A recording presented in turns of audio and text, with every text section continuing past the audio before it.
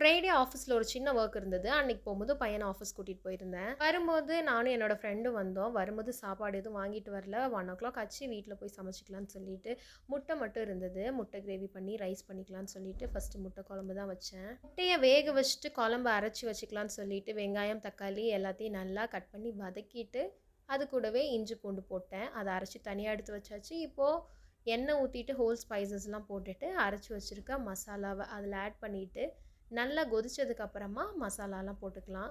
மிளகாய் பொடி, மஞ்சள் பொடி, கரம் மசாலா, உப்பு தேவைப்பட்டா அதையும் போட்டுட்டு வேக வச்ச முட்டைய கட் பண்ணி போட்டாச்சு. கொஞ்சம் காரமாச்சு அதனால லாஸ்ட்ல லைட்டா தேங்காய் மட்டும் அரைச்சு ஊத்திட்டேன். சூப்பரா முட்டை குருமா ரெடி ஆயிடுச்சு. சாப்பாடும் சைட் பை சைட் வச்சுட்டேன்.